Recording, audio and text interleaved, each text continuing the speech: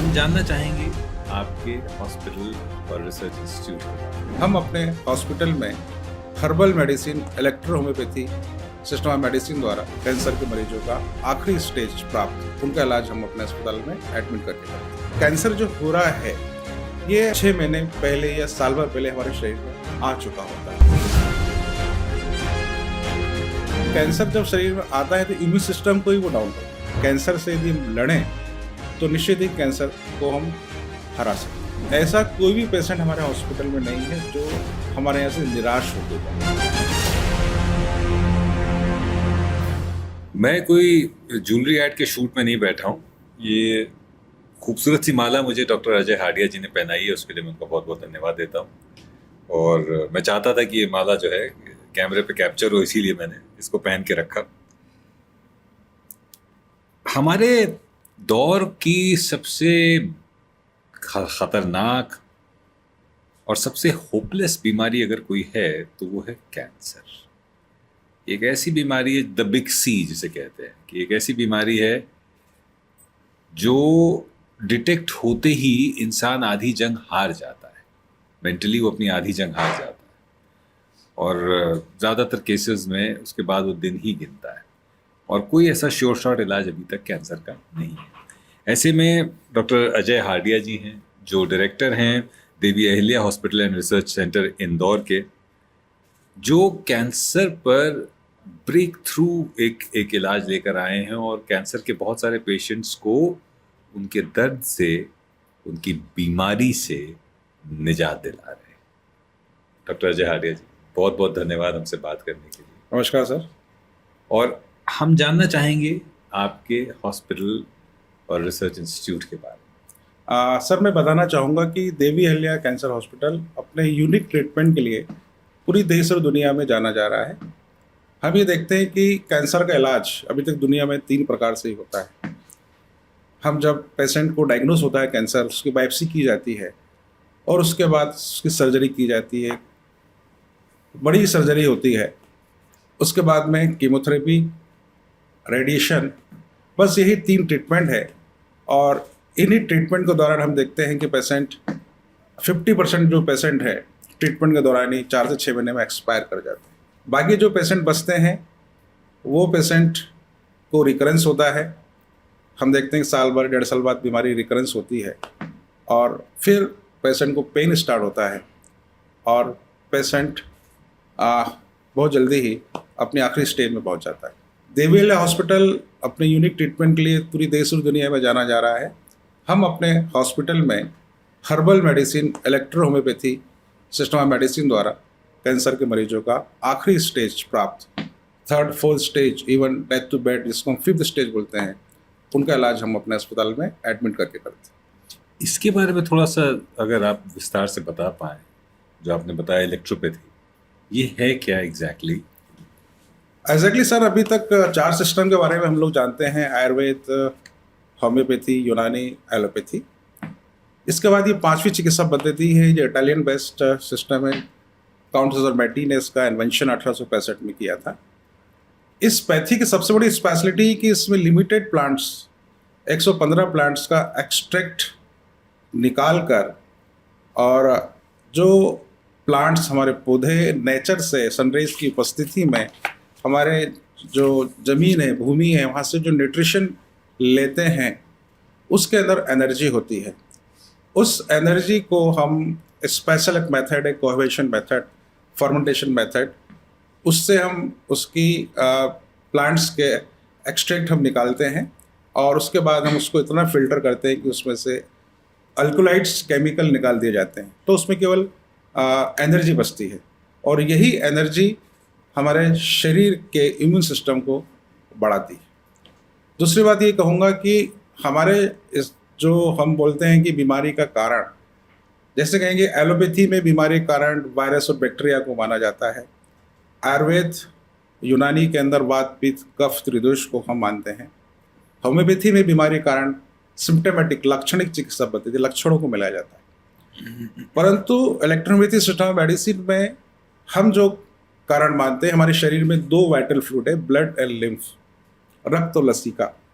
ये सतत हमारे शरीर के अंदर सर्कुलेट होते हैं हमारे शरीर, हम जो भी खाना खाते हैं उसका न्यूट्रिशन हमारे शरीर के अंदर ब्लड और लिम्फ हर सेल्स को देते हैं। और इसमें यदि इम्प्रोड्यूस होती है तो हमारे शरीर के जो क्रियाएं होती है वो हाइपर या हाइपो हो जाती है। तो हम ये कहेंगे सिंपल भाषा में कि ब्लड और लिम्फ यदि नॉर्मल कंडीशन में यदि शरीर में फ्लो होते हैं तो हम बिल्कुल हेल्दी हैं। और उसमें यदि किसी भी कारण से इन्फेक्शन से, किसी वजह से, किसी भी दोष के कारण यदि फंक्शन उसके कम या ज़्यादा होते हैं तो डिसीज़ होती है। तो ब्लड और लिम्फ को प्यूरिफाई करना, इस 115 प्लांट्स के एक्सट्रैक्ट के अंदर ऐसे प्लांट्स लिए गए जो ब्लड और लिम्फ को प्यूरिफाई करते हैं और हर बीमारी को रूट आउट करने की, जड़ से समाप्त करने की क्षमता इस इलेक्ट्रोहोम्योपैथी सिस्टम मेडिसिन में है। तो आप कह रहे हैं कि बीमारी कोई भी हो, इसके जरिए आप इसको, उसकी रूट कॉज को खत्म कर सकते हैं। तो अभी क्या सेंटर पे हम और बीमारियों का भी इलाज कर रहे हैं या अभी हम सिर्फ कैंसर पे फोकस? सर, जैसे हमने 2003 में देवेलिया हॉस्पिटल की शुरुआत की थी और उसका उद्देश्य ये था कि इमरजेंसी केसेस के अंदर हमारी मेडिसिन कितनी इफेक्टिव है, इसके लिए क्लिनिकल एविडेंस के लिए हमने 100 बेडेड हॉस्पिटल स्टार्ट किया जो पूर्ण रूप से एलोपैथी बेस्ड हॉस्पिटल था, जहाँ पर आईसीयू, एनआईसीयू से लेके हम लोगों ने वेंटिलेटर जैसी सुविधाएं उपलब्ध थी। तो वहाँ पर हमारे पास पेशेंट आते थे और हम, एलोपैथी हॉस्पिटल था, एलोपैथी इलाज भी होता था, तो वहाँ पर हम अपने मेडिसिन का, इलेक्ट्रोपैथी मेडिसिन का ही पेशेंट को हम ट्रीट करते थे। तो हम देखते थे कि हमारी जो मेडिसिन है एलोपैथी से ज़्यादा फास्ट काम कर रही है और धीरे धीरे हमें एविडेंस मिलते गए और हमने 2019 के अंदर अपने पूरे हॉस्पिटल को कैंसर हॉस्पिटल के अंदर बदल दिया। 2019 तक आपका हॉस्पिटल प्रॉपर एलोपैथी के साथ में इलेक्ट्रोपैथी मोड ऑफ ट्रीटमेंट का भी हम वहाँ पे यूज करते थे। साइमल्टेनियसली दोनों का ही यूज किया जाता था। ये इलेक्ट्रोपैथी आपने कब इंट्रोड्यूस करी थी? इंट्रोड्यूस हमने की है इसको 1991 के अंदर। अच्छा, ओके। सो 2003 में जब आपने हॉस्पिटल शुरू किया तो दोनों चीजें आप, अब 1991 में हमने जब उसको इंट्रोड्यूस किया, हमने फिर ओपीडी स्टार्ट की, फिर 97 के अंदर हमने 5 बेड्स का आईपीडी स्टार्ट की। और उस दौरान हमारे पास मैक्सिमम जो केस आते थे जो एलोपैथी द्वारा रिजेक्ट होते थे, पेशेंट बहुत परेशान होते थे, उन पेशेंट को हम उस समय 97 में 5 बेड का हमने ओपीडी बेस था हमारा और हम वहाँ पे एडमिट भी करते 3 दिन 5 दिन के लिए। तो उस दौरान भी हमारे पास कैंसर जैसी बीमारी के पेशेंट भी हमारे पास आते थे, हम ट्रीट करते थे, तो उन्हें बहुत अच्छे रिजल्ट मिले। तो हमने सोचा क्यों ना हमें पेशेंट को यदि हम अपनी ऑब्जर्वेशन में रख के ट्रीट करते हैं, ओपीडी बेस पे हम कहते हैं जनरली आयुर्वेद होम्योपैथी में ओपीडी बेस्ड ट्रीटमेंट किया जाता है। तो पेशेंट यदि हमारे पास लंबे समय तक 5 दिन 7 दिन 10 दिन रहता है तो हम उसको ऑब्जर्व कर पाते हैं और उसके जो ट्रीटमेंट करते हैं उसके रिजल्ट हमें जब मिलते हैं तो पेशेंट ठीक होता है। तो इस कारण से हमने पेशेंट को हॉस्पिटलाइज करना स्टार्ट किया था। तो जिस तरह से कैंसर का पेशेंट आपके यहाँ आता है और तकरीबन 7 से 10 दिन तक रहता है, दूसरी बीमारियों के लिए भी पेशेंट आके इतना ही समय रहना पड़ता है या वो कम? डिपेंड करता है कंडीशन के ऊपर। ओके। कि जैसे हमने कहा कि अभी हमने एक रीनल केयर सेंटर भी अपने हॉस्पिटल में स्टार्ट किया है, उसमें हम ये देखते हैं कि पेशेंट एक बार यदि डायलिसिस पे चला जाता है तो फिर उसका कोई इलाज नहीं है। पेशेंट को डायलिसिस पे गया है, फिर उसको किडनी ट्रांसप्लांट करना ही उसका एक ट्रीटमेंट है, क्योंकि हमारे बॉडी को, हमारी किडनी को आदत लग जाती है कि हम जब उसको हर तीसरे दिन 7वें दिन हम मशीन पे लेके जाएंगे तो फिर वो काम करना बंद कर देती है। हम देखते हैं कि शुरू में यदि पेशेंट जो स्टार्टिंग जो होती है प्राइमरी बेस का, उसका यदि 24 घंटे का यूरिन 100 ml आता है तो हम देखते हैं कि 2-3 महीने बाद उसका हम डायलिसिस 10 से 12 बार करते हैं तो वो उसका यूरिन का लेवल कम होता जाता है और एक स्टेज ऐसी आती है कि किडनी काम करनी बंद करती है। तो हमने हमारे इस हॉस्पिटल में एक रीनल केयर सेंटर आज से 3 साल पहले स्टार्ट किया और हमने ऐसे पेशेंट लिए जिनका क्रिएटिनिन 15 हो गया है, 18 हो गया है और साथ में वो डायलिसिस पे चल रहे हैं। हमने उनका ट्रीट किया और हमने ये देखा कि उन पेशेंट को हम 15 से 20 दिन अपने रखते हैं। तो हमने देखा है कि उनके जो डायलिसिस का जो रफ्तार थी, जो सप्ताह में 2 बार ले रहे थे वो सप्ताह में 1 बार लेना स्टार्ट किए। उनका क्रिएटिनिन डायलिसिस के बाद भी 9 और 10 से कम नहीं हो रहा था। हमारे ट्रीटमेंट से उनका 4 और 5 आ गया। इसके अलावा जो कॉम्प्लिकेशन जो उनको हो रहे थे, कई बार हम देखते हैं कि किडनी का इफेक्ट इतना होता है कि शरीर के अंदर पानी बन जाता है, असाइटिस हो जाती है, हार्ट के ऊपर इसका असर पड़ता है, हार्ट में पल्पिटेशन हो जाता है। तो इस प्रकार से हमारी मेडिसिन यदि हम देते हैं तो ये कॉम्प्लिकेशन को भी हम ठीक करते हैं, साथ में हम डिसीज को भी ठीक करते हैं। कैंसर पर आते हैं। कैंसर सुनते ही इंसान मतलब आधा तो वहीं मर जाता है मर कि जाता है। कैंसर हो गया। तो बेसिक अवेयरनेस अगर हमें पैदा करनी है तो कैंसर है क्या? क्या कैंसरस सेल्स हमारे अंदर हमेशा रहते हैं और वो बीमारी के बाद बढ़ जाते हैं? क्या है, व्हाट इज द रूट देखिए, कॉज? मैं ये बताना चाहूँगा कि कैंसर जो है हमारे शरीर की वृद्धि हमेशा होती रहती है। हम देखते हैं कि जब बच्चा छोटा होता है, जैसे जैसे बड़ा होता जाता है तो वो उसकी सेल्स ग्रोथ के कारण से बड़ा हो जाता है। हम यदि एक्स्ट्रा डाइट लेते हैं और हम उसको डाइजेस्ट नहीं कर पाते हैं तो हमारे में मोटापा हो जाता है। तो ये सब इसी वजह से शरीर के अंदर कैंसर के सेल्स बढ़ रहे हैं। तो हमारे जो कैंसर जो हो रहा है हमारे शरीर के अंदर, वो अनकंट्रोल्ड सेल होते हैं, अनियंत्रित सेल्स होते हैं। हमारे शरीर में 120 दिन के अंदर नए सेल्स बनते हैं और पुराने सेल्स खत्म होते हैं। तो हमारे जो सेल्स होते हैं उनमें पहचान करने की क्षमता खत्म हो जाती है और वो जो अनकंट्रोल्ड सेल्स है उनको वो खा नहीं पाते हैं। तो इस कारण से वो सेल्स डेवलप हो जाते हैं, वो वहाँ पर एक ट्यूमर का रूप बना लेते हैं, एक लीजन का रूप बना लेते हैं और कैंसरस हो जाते हैं। और दूसरी बात ये कहूँगा कि जो कैंसर जो हो रहा है ये हमारे शरीर में आज हमें डायग्नोस हो रहा है, परंतु ये 6 महीने पहले या साल भर पहले हमारे शरीर में आ चुका होता है। कैंसर लगभग 100 ऑफ डिसीज का बंच है, एक गुच्छा है कि हमारे शरीर में बहुत सारी तकलीफें हो रही हैं, हम उसको इग्नोर करते जाते हैं। जैसे हमें भूख नहीं लग रही है, हमें खट्टी डकारें आ रही हैं, हमें एसिडिटी हो रही है, तो कई बार हम उसके लिए कोई भी हम मेडिसिन ले लेते हैं। गैस को गैस्ट्रल्जिया हो रहा है तो हम अपना एलोपैथी ड्रग ले लेते हैं और उसको ख़त्म कर देते हैं, परंतु धीरे धीरे वो 2 साल 3 साल 4 साल बाद वो अल्सर फॉर्म कर लेती है, कोलाइटिस हो जाता है, स्टमक में एसिडिटी के कारण से बाद में अल्सर हो जाता है, फिर बाद में वही कैंसर का रूप ले लेता है। तो 100 ऑफ डिसीज का बंच है और यही एक कैंसर बाद में डेवलप होता है। और इसके अलग अलग फॉर्म्स क्या क्या हैं कैंसर? देखिए, कैंसर तो एक ही होता है। हमने हमारे शरीर में जो ऑर्गन्स हैं उसके अनुसार हमने ये बोल दिया है कि कैंसर, जैसे मैं कहूँगा कि टंग में है, जीभ में है तो टंग कैंसर बोला है, गाल में बकल म्यूकोसा बोला है, लेरिंग्स फेरिंग्स में हो गया तो हमने फेरिंग्स कैंसर बोल दिया है। इसी प्रकार के अंदर यदि थायराइड में होता है तो थायराइड कैंसर हो गया है, ब्रेन में हो रहा है तो ब्रेन ट्यूमर हो गया है, लंग्स में है तो लंग्स ट्यूमर हमने बोल दिया है, कोलोन में है तो कोलोन कैंसर हो गया, रेक्टम में है तो रेक्टम कैंसर हो गया है, स्किन में है तो स्किन कैंसर हो गया है, मेलेनोमा हम स्किन कैंसर को बोलते हैं। तो इस प्रकार से हमने ऑर्गन्स वाइज कैंसर को हमने इसको डायग्नोस किया है। परंतु इलेक्ट्रोपैथी के अंदर हम बोलते हैं कि कैंसर यदि एक बार शरीर में होता है तो पूरे शरीर में ही हम उसको मान के चलते हैं और हम जब ट्रीट करते हैं तो पूरे शरीर का इलाज करते हैं, उसका पूरा इम्यून सिस्टम हम ठीक करते हैं और कैंसर को जड़ से ख़त्म करते हैं। कैंसर इम्यूनिटी पे असर डालता है, तो कैंसर खुद जानलेवा है या कैंसर जो इम्यूनिटी ख़त्म करता है उसकी वजह से प्रॉब्लम? देखिए, कैंसर जब शरीर में आता है तो इम्यून सिस्टम को ही वो डाउन करता है। इम्यून सिस्टम यदि हम स्ट्रॉन्ग कर लेंगे तो कैंसर सेल्स नॉर्मल सेल्स में बदलना स्टार्ट हो जाती है।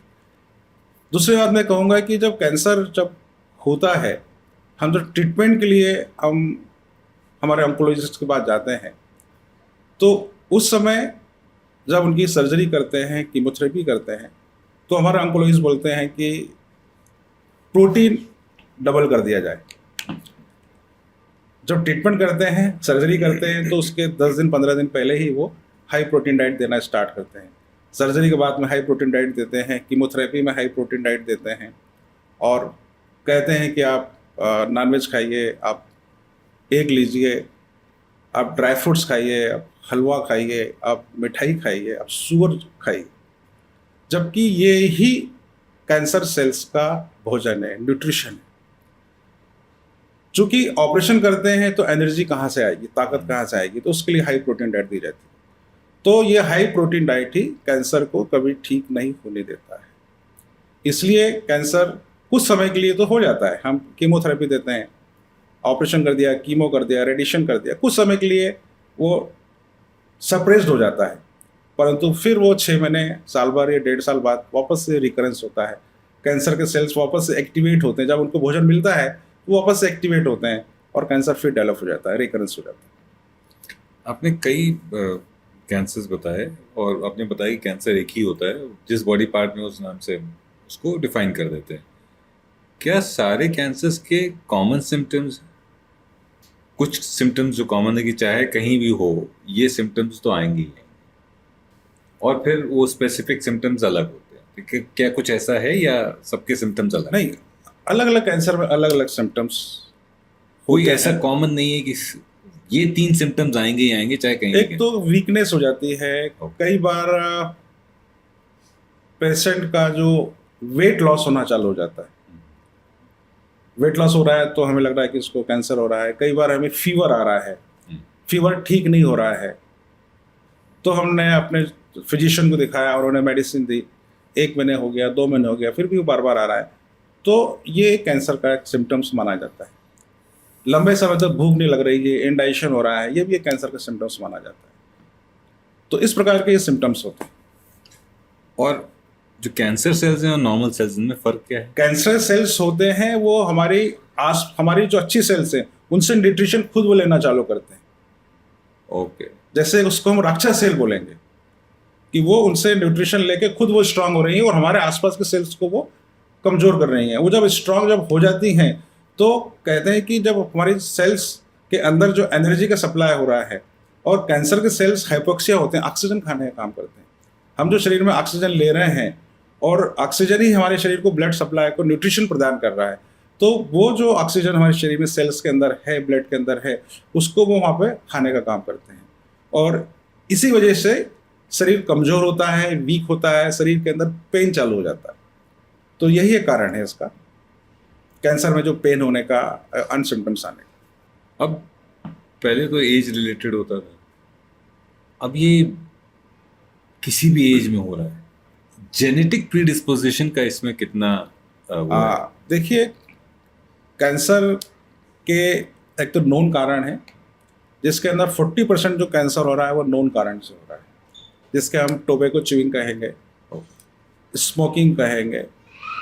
इसके अलावा हमारा जो फूड है, हम जो खा रहे हैं, 40% तो इससे हो रहा है। 20% हमारी लाइफस्टाइल है, जो लाइफस्टाइल हमारी, हम केवल खा रहे हैं, हम काम नहीं कर रहे हैं, हम ऐसा फूड ले रहे हैं जो हमारे शरीर को पसंद नहीं है, हम फास्ट फूड ले रहे हैं, ये हमारे शरीर को पसंद नहीं है, तो ये भी एक कैंसर होने का कारण है।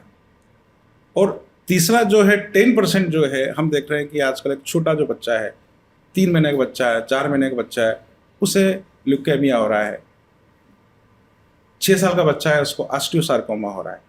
तो ये कुछ कैंसर होते हैं जो हेरिडिटरी हो रहे हैं हमारे जीन्स के अंदर। हमारे यदि मदर को यदि ब्रेस्ट कैंसर है तो हमारी सिस्टर को भी ब्रेस्ट कैंसर की संभावना बढ़ जाती है। तो इस प्रकार से ये जो हमारे जो डीएनए है, हमारी जीन्स है, उसके अंदर भी कैंसर आजकल ट्रांसफर हो रहा है। तो और जेनेटिकली अगर बात करें तो अगर मेरे जीन्स में है कैंसर, तो वो इमीडिएट जनरेशन पे आता है, किसी भी जनरेशन में रिफ्लेक्ट हो सकता है कि जैसे दादी को था तो बेटे को नहीं हुआ, लेकिन कोई ज़रूरी नहीं कि बेटे के बच्चों को ना हो। ये किसी भी उसमें हो सकता है। ऐसा देखने में 1% ही हो रहा है, 1% ही हो रहा है। मैंने पिछले 5 साल का रिकॉर्ड बताऊं तो 5 साल के रिकॉर्ड में ऐसे मेरे पास 3 फैमिली ऐसी आई हैं जिनके अंदर दादी को कैंसर हुआ है, तो बेटे को कैंसर हुआ है, तो पोते को भी कैंसर हुआ। अच्छा। और ऐसा हो बीच में कोई चेन ब्रेक हुई हो फिर भी हो सकता है? नहीं हो सकता है। अच्छा, नहीं भी हो सकता है। अगर चेन ब्रेक हो गई, हाँ, तो फिर वो बिल्कुल आगे जा सकती है।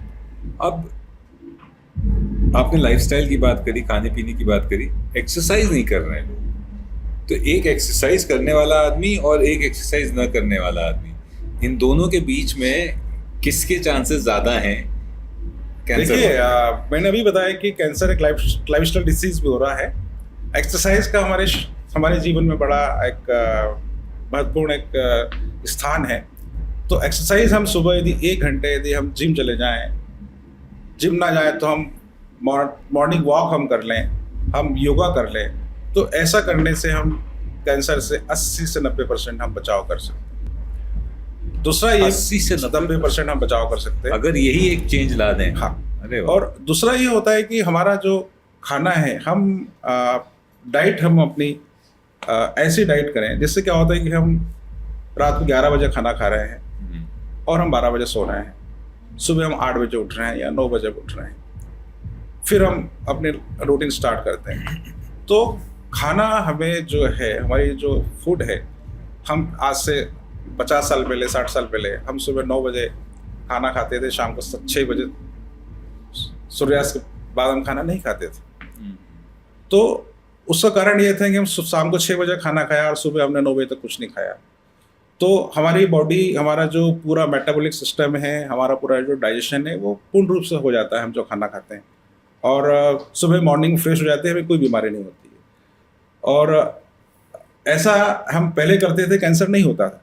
परंतु आजकल हमारा जो है कि हम 11 बजे खाना खाते हैं और सुबह से फिर हम खाना स्टार्ट कर देते हैं। तो खाने का जो प्रोटोकॉल जो होना चाहिए, हम अपने पेशेंट को ही बोलते हैं कि 10 घंटे आप खाइए। मतलब सुबह 9 बजे आप उठिए, आप मॉर्निंग टी लीजिए, 11 बजे आप ब्रेकफास्ट करिए, 12 बजे आप खाना खा लीजिए और शाम को 7 बजे पहले अपना डिनर कर लीजिए। और शाम 7 बजे से लेकर सुबह 9 बजे तक आपको केवल भूखे रहना है।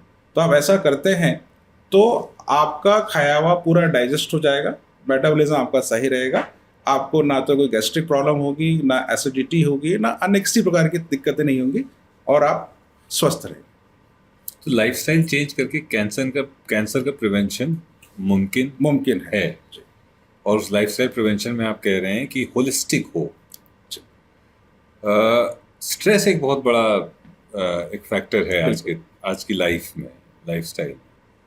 और ये स्ट्रेस, जैसे मैं कोई कॉर्पोरेट नौकरी नहीं करता हूँ, लेकिन मेरे जीवन में भी स्ट्रेस है। कॉर्पोरेट में जो कर रहा है काम, वो तो मैं भाई बंधु कॉर्पोरेट वाले जो यहाँ हैं वो बताएंगे कि बहुत ज़बरदस्त स्ट्रेस है।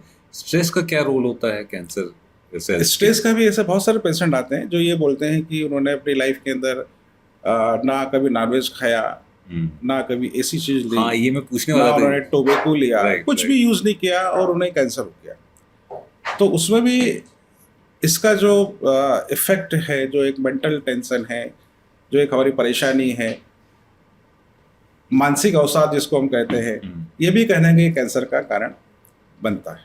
जब कैंसर के ट्रीटमेंट के टाइम पर फिजिकली तो बड़ा चैलेंजिंग होता है। मेरे ताऊ जी को हुआ था, प्रोस्टेट कैंसर था उनको, और एक स्टेज ऐसी आ गई जैसे आपने बताया, मॉर्फिन। उनको बस हमने, जब उनकी मृत्यु हुई तो उनकी डेड बॉडी और जो पिछले 6 महीने में हम उनको देखा था उसमें कोई फर्क नहीं था। तो फिजिकली तो डिमांडिंग है ये, मेंटली भी कितना डिमांडिंग है ये पेशेंट के लिए और उनके फैमिली। देखिए, इसमें ये रहता है कि जब कैंसर डायग्नोस होता है तो जैसे ही पता लगता है तो ये कोशिश होती है कि हम पेशेंट को ना बताएं कि आपको कैंसर हो गया है। हमारे पास ऐसे बहुत सारे पेशेंट आते हैं, उनके फैमिली मेम्बर आते हैं, वो बताते हैं कि हमने हमारे फादर को, हमारी बहन को, हमारी दादी को ये नहीं बताया है कि उनको कैंसर हो गया है। तो उसका यही रीज़न है कि कैंसर एक बहुत ही डरावनी वाली स्टेज है। जैसे पता है कि कैंसर हो गया तो अब लाइफ ही खत्म, नामुमकिन है, कुछ ही समय की लाइफ है। तो ये जो भय है, ये भय ही कैंसर को हमें और ज़्यादा कैंसर में परिवर्तित करता है। और यदि हम भय को निकाल दें, कैंसर से यदि हम लड़ें, तो निश्चित ही कैंसर को हम हरा सकते हैं। इसमें एक सवाल ये भी उठता है कि सब कुछ इवॉल्व हो रहा है, हम इवॉल्व हो रहे हैं, पर वो जो बीमारियां हैं वो भी इवॉल्व हो रही हैं। तो क्या ऐसा हो रहा है कि अब कुछ ऐसी चीज़ें आप लोगों के देखने में आती हैं कैंसर से जुड़ी हुई जो पहले नहीं देखी हुई थी? तो क्या वो एवोल्यूशन कैंसर सेल्स का भी हो रहा है? हाँ, मैं कह सकता हूँ जी कि कई बार ऐसी स्थिति आती है कि जो कैंसर के जो पेशेंट हैं, जी जी, वो जब आते हैं, जो होपलेस पेशेंट जो होते हैं, उन्हें बहुत तकलीफ हो रही है, बहुत पेन में है। जब हम ट्रीट करते हैं अपने हॉस्पिटल के अंदर, 7 डेज से 10 डेज हम रखते हैं, तो पहले दिन से ही जब उनको अपने पेन में, अपनी सब चीज़ों में आराम होना स्टार्ट होती है, तो वो पॉजिटिव होना स्टार्ट हो जाते हैं और वो धीरे धीरे उस बीमारी से बाहर आना चालू होते हैं और उन्हें ऐसा लगता है कि अब उनकी नई लाइफ उनको मिल गई है। क्योंकि कई बार तो ऑन्कोलॉजिस्ट उन्हें अपने उन्हीं के सामने कह देते हैं कि आपके लिए अब 1 ही महीना बाकी है, अब 2 ही महीने बाकी है। तो वो तो अपने डेथ के दिन उन्होंने गिनना चालू कर दिए हैं। जबकि हमारे पास जब पेशेंट आते हैं तो हम ये बोलते हैं कि लाइफ ईश्वर ने हमें दी है और ईश्वर ने यदि आपकी लाइफ 10 साल और रखी है तो निश्चित है कि आप 10 साल आप जिएंगे। जी। और यही पॉजिटिविटी उस पेशेंट्स को इस बीमारी से क्योंकि मेंटल टेंशन तो उसको हो ही रहा है, उस बीमारी का टेंशन है, मेंटल टेंशन है, प्लस उसकी फैमिली के जो मेंबर्स हैं उसे लगता है कि अब मेरा बच्चा है तो ये कैसे इसकी में शादी होगी, कैसे अभी तो एक सर्विस भी नहीं लगी है, कैसे आगे परिवार का लालन पालन होगा। तो ये बहुत सारी चीज़ें पेशेंट को और निगेटिविटी में लेके जाती है। तो कैसे पेशेंट जितना पॉजिटिव होगा, पेशेंट के जो परिवार के मेंबर जितना पॉजिटिव होंगे, उतना ही कैंसर की बीमारी से पेशेंट बाहर आ जाता है। ये मैंने पहली बार सुना इलेक्ट्रोपैथी। अब इसका प्रचार और प्रसार हो, ज़्यादा से ज़्यादा लोगों को पता चले, इसके लिए आप कुछ कर रहे हैं? देखिए, कैंसर हमारी इलेक्ट्रोसिस्टम मेडिसिन के अंदर हम जो ट्रीट कर रहे हैं, इसके प्रचार प्रसार के लिए हम लोग कैंप्स हम लोग लगाते रहते हैं। हमने अभी हाल ही में एक Devi Ahilya cancer care foundation की स्थापना की है। उसका उद्देश्य यही कि हम पब्लिक अवेयरनेस के द्वारा लोगों को बताएं कि कैंसर हो गया है तो कैंसर से डरना नहीं है, कैंसर से लड़ना है, और कैंसर ना हो इसके लिए क्या क्या प्रिकॉशन ली जाती है, इसके भी हम लोग कैंप्स के माध्यम से, मीडिया के माध्यम से, और ऐसे बहुत सारे हम लोग अलग अलग चैनल के साथ हम शो भी करते हैं जिसके अंदर हम बताते हैं कि इस प्रकार से हम कैंसर से बच सकते हैं। प्लस सबसे बड़े हमारे एम्बेसडर तो हमारे मरीज ही हैं कि जो हमारे यहाँ से ट्रीटमेंट कराते हैं और जब वो डिस्चार्ज होकर जाते हैं और उन्हें बोला जाता है कि आपकी लाइफ 2 महीने है और 2 साल बाद भी स्वस्थ हैं, तो वो अपने क्षेत्र में किसी को कैंसर होता है तो बोलते हैं कि आप देवी अहिल्या हॉस्पिटल जाइए, वहाँ इलाज कराइए। तो ये हमारी सबसे बड़ी सफलता की बात है। ऐसे पेशेंट हैं जिन्हें कहा गया है कि आपकी लाइफ 1 महीने है और आज वो पेशेंट 4 साल से जिंदा है, बहुत स्वस्थ है, बहुत बढ़िया है, और यही हमारी सफलता है। सफलता की अगर बात करें तो क्या सक्सेस रेट है अभी इस समय? 100%? सर, मैं कहूँगा कि हमारा जो ट्रीटमेंट है, हमारे पास चूँकि जो पेशेंट आ रहे हैं वो 4th स्टेज अंतिम अवस्था प्राप्त जो मरीज आते हैं, तो ऐसा कोई भी पेशेंट हमारे हॉस्पिटल में नहीं है जो हमारे यहाँ से निराश होके जाए। ये एक सबसे बड़ी एक ये है कि किसी भी कंडीशन में आया है, वो एक लंग कैंसर का पेशेंट है जिसको ऑक्सीजन लगी हुई है, पर आवर उसको 8 से 9 लीटर उसको ऑक्सीजन दिया जा रहा है, उसको ब्लड आ रहा है, हम ट्रीटमेंट कर रहे हैं उसको, 3 दिन 5 दिन के अंदर उसका ऑक्सीजन निकल जाता है, उसका कब से ब्लड आ रहा है वो बंद हो जाता है, सांस लेना नॉर्मली स्टार्ट कर देता है, जब जाता है तो चल के जाता है। तो इस प्रकार से रिजल्ट हमें मिलते हैं। जैसे मैं कहूँगा कि जैसे ब्लड कैंसर है, तो ब्लड कैंसर में कई बार ऐसी स्थिति आती है कि पेशेंट का WBC काउंट 2 लाख हो गया है, प्लेटलेट उसका 20,000 है, तो उस कंडीशन के अंदर पेशेंट को कीमोथेरेपी नहीं दी जाती है, तो डॉक्टर बोलते हैं कि अब हम इसका आप कुछ नहीं है, इसकी लाइफ जो भी 1 महीने 2 महीने होगी आप लेके जाइए। उस स्टेज में जब उनको पता लगता है कि देवी अहिल्या हॉस्पिटल में बिना कीमो बिना रेडिएशन कैंसर का इलाज संभव है, जब पेशेंट आते हैं तो हम जब पेशेंट को 10 दिन एडमिट रखते हैं तो उसका जो WBC काउंट 2 लाख होता है वो 10 दिन के अंदर वो 20,000 हो जाता है, 15 दिन के अंदर वो नॉर्मल हो जाता है। उसका प्लेटलेट्स काउंट 20,000 होता है तो वो 10 दिन के अंदर वो 50,000 हो जाता है। तो इस प्रकार से पेशेंट सेटल्ड हो जाते हैं और पेशेंट ठीक होना स्टार्ट करते हैं। तो इस प्रकार से पेशेंट हमारे पास आते हैं। अफोर्डेबिलिटी कैंसर के इलाज में इस समय सबसे बड़ी प्रॉब्लम ये है कि बहुत अनअफोर्डेबल है। तो आपका जो ये ट्रीटमेंट मैकेनिज्म है ये कितना अफोर्डेबल है? देखिए, हमारा जो ट्रीटमेंट अफोर्डेबिलिटी की बात करूं तो हमारे पास पेशेंट ही ऐसे आते हैं जो 20 लाख 50 लाख 1 करोड़ अपना घर बार ज़मीन बेच के आते हैं, और जब आते हैं तो उनके पास कुछ नहीं होता है। तो मेरा अपनी लाइफ का उद्देश्य है कि मेरे हॉस्पिटल में जो पेशेंट आया है तो मैं उसको ट्रीट करूँगा, मैं बिना ट्रीटमेंट किए उसको जाने नहीं देता हूँ। हम अपने पेशेंट को बता देते हैं कि हमारा प्रोटोकॉल है, हम 7 दिन रख रहे हैं, तो उसका जो खर्चा होगा वो 60,000 होगा या 70,000 रुपये 7 दिन का, इंक्लूडिंग मेडिसिन, हॉस्पिटलाइजेशन, सभी चार्जेस मिला के होता है। फिर हम बोलते हैं कि पेशेंट को 6 से 8 महीने ट्रीटमेंट लेना है, उसका ट्रीटमेंट का खर्चा हम 30,000 25,000 रुपये महीना हम उनको बताते हैं। तो पूरा जो ट्रीटमेंट का प्रोटोकॉल है वो 2.5 से 3 लाख रुपए का होता है, मैक्सिमम होता है, इससे ज़्यादा नहीं होता है। ऐसे पेशेंट भी हैं जो हमारे पास 1.5 साल से 2 साल से प्रिकॉशनरी ट्रीटमेंट ले रहे हैं, उनको हम मेडिसिन देते हैं तो 5,000 10,000 रुपये महीने की मेडिसिन देते हैं। 8 महीने बाद हम खुद ही बोल देते हैं कि आपको इतनी मेडिसिन की जरूरत नहीं है, आपको 10,000 की मेडिसिन से काम चल जाएगा। तो अफोर्डेबल ट्रीटमेंट है, कोई भी इलाज इसका ले सकता। ये बहुत कमाल की चीज़ है, क्योंकि ये एक सबसे बड़ा फैक्टर है जो कैंसर को डरावना बनाता है। तो इसके लिए आप बधाई के पात्र हैं, आपकी पूरी टीम और आप। इसको इंदौर के बाहर ले जाने का क्या अभी प्लान है? सर अभी हम लोगों ने दिल्ली के अंदर रोहिणी सेक्टर 17 में हमने सितंबर में एक अपना सेंटर हमने स्टार्ट किया है। और उसका रीज़न ये थी कि हमारे पास पंजाब से, हरियाणा से, उत्तर प्रदेश से, राजस्थान से बहुत सारे मरीज हैं जो आना चाहते हैं। कई बार उनकी फिजिकल कंडीशन इतनी अच्छी नहीं होती है कि वो ट्रेवल बाय एयर कर पाएँ, बाय ट्रेन कर पाएँ, बाय रोड कर पाएँ। तो इन्हीं की सुविधा के लिए हमने अभी दिल्ली के अंदर हमने BR हेल्थ का सेंटर है हमारा, उनके साथ एसोसिएट होकर हमने वहाँ 50 बेड का हॉस्पिटल अभी स्टार्ट किया दिल्ली का। तो मुझे ये बताइए, एक तो कैंसर जब पहली बार डिटेक्ट होता है तो वो अपने आप में बहुत बड़ी समस्या है। फिर एक जो दूसरा तरीका जिससे लोग सफ़र करते हैं वो ये है कि कैंसर क्योर हो गया, लेकिन अब रेमिटेंस बोलते हैं ना उसको, उसके चांसेस हैं और वो हो जाता है।